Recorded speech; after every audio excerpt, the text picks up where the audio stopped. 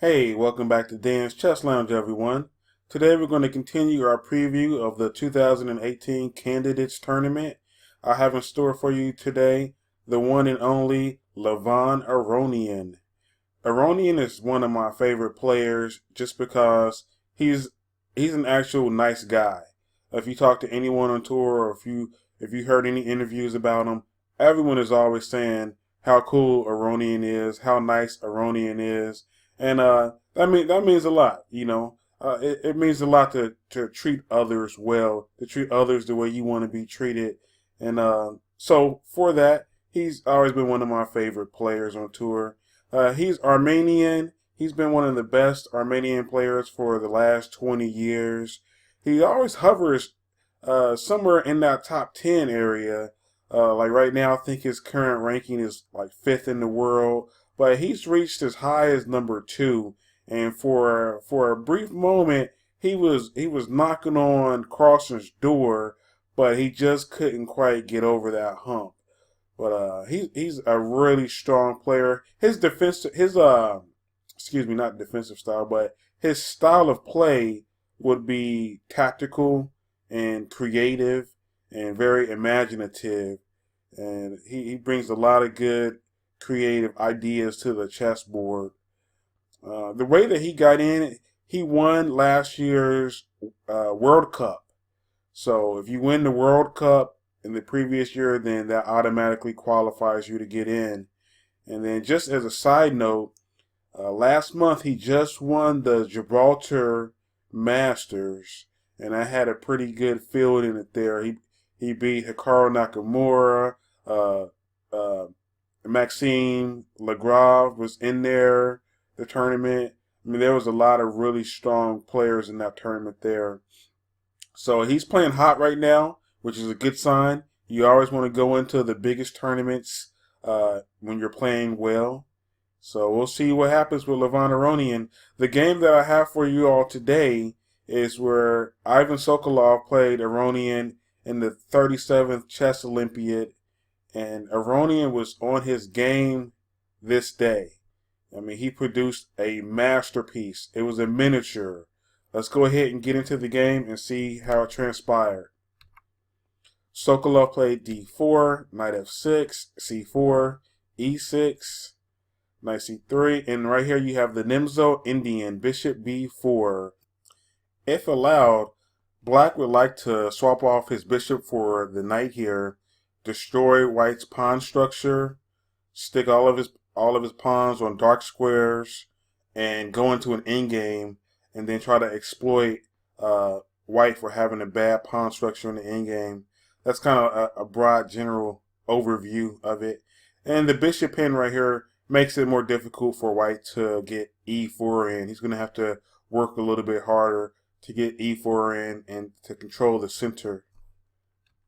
So you have queen c2, which is the classical variation. d5, this is one of the sharpest lines. Black strikes in the center. C takes d, e takes d, and now you have bishop g5, which pins the knight, and it prevents the knight from hopping into the e4 square, which would further exploit the pin on the knight at c3.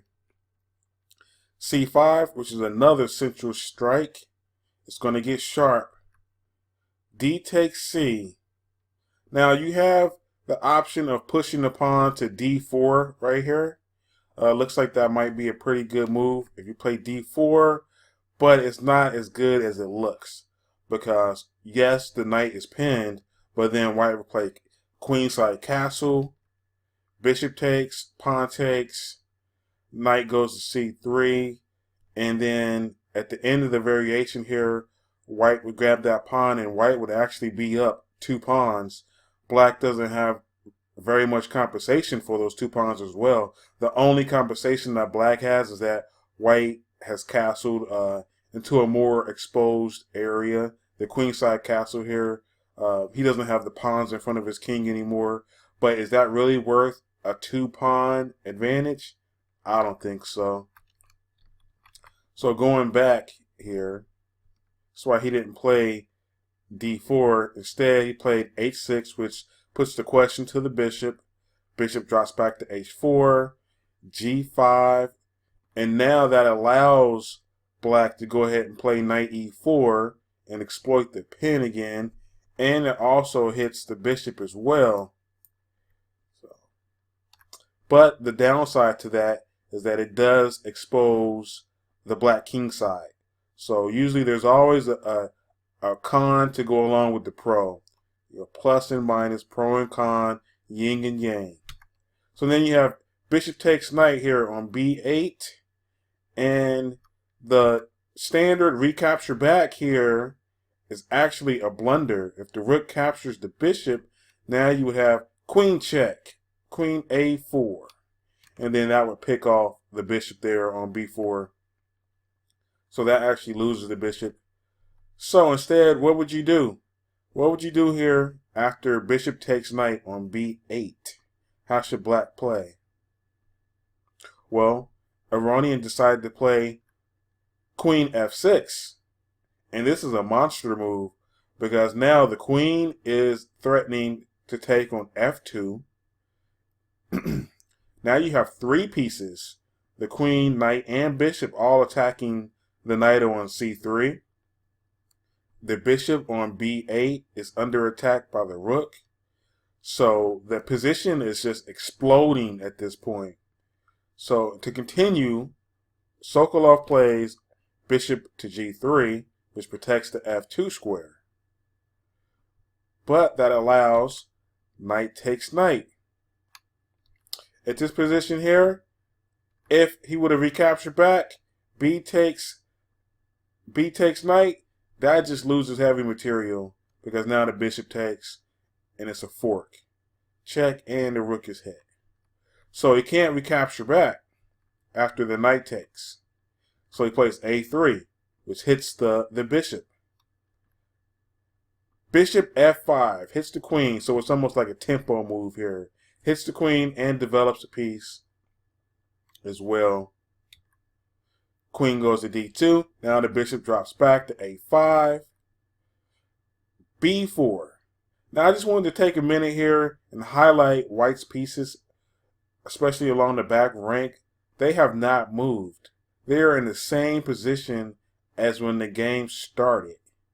So playing b4 might not have been the best move here. White probably should have developed some way, developed a piece, opened up the e3, played e3, gave the light square bishop some scope, played knight f3. I mean, develop some pieces, get your king safe. But instead he played b4 instead, hits the bishop. Now you have this beautiful move by Aronian, knight e4. Hits the queen again. So even though his bishop is attacked on a5, he plays knight e4, hits the queen. The rook in the corner is under attack. The bishop is under attack. So Sokolov plays queen c1, gets out of the way and protects the rook. Now you have another beautiful move, rook c8. So what happens if the pawn captures the bishop on a5? Then you would have rook takes pawn, hits the queen. Queen moves out the way. Queen c3 check. Queen d2, and then checkmate. So obviously he can't play pawn takes bishop. So instead he played rook a2. This protects the second rank, and it also allows the queen to swing over to a1 and try to get a queen trade. And then maybe he might be able to survive the endgame if he can trade off queens. But then you have an awesome move here. Rook takes c5. This is an excellent way to exploit the pin because the pawn cannot capture the rook because it's pinned by the bishop. And then he's not going to just give up his queen. So that's an excellent move. Queen goes to a1 to try to exploit, they try to trade off queens and go into an endgame.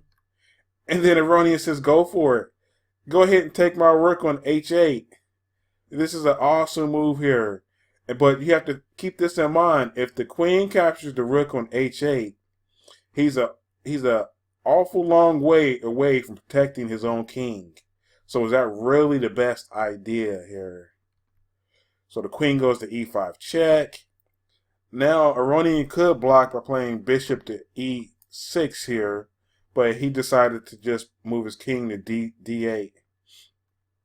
Now Sokolov goes in for the rook on h8, but then you have king d7, just a simple move up. Now the king is on a light square, and he doesn't have any checks coming his way. The queen can't check him.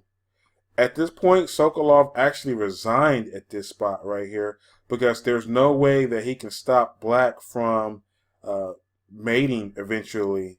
The attack is coming so quick, so swift and fast that there's nothing that he can do. If the play would have continued a little further, let's see what would have happened here. Let's say the rook goes to d2. Then you would have rook c1, rook d1 to block, queen c2, queen goes to d4 to help out, but then you would just have rook takes rook, queen takes rook, queen c3 check, and then checkmate. And then one more variation that could have happened if the play would have continued would have been e3. Because I was looking at, well, what if he played e3 to give his king like maybe some room to run? But that doesn't work either because you have rook c1 check, king goes to e2, bishop g4 check, f3 to block, and then you have queen c4 checkmate. That's a beautiful checkmate there. Okay, guys, this shows you how strong and powerful Aronian is when he's able to just play free-flowing, creative chess. He's definitely a force to reckon with. He's going to be definitely in the running in this candidates tournament. I'm not picking him for sure yet, for certain yet. He's not my pick at the moment, but I would not be surprised if he won. Because, like I said, he just won the Gibraltar's Open last month. He's hot right now. So I would not put it past him if he won the candidates tournament this year. Okay, guys. Hope you enjoyed the video. Don't forget to like, comment, and subscribe. I'll see you guys next time.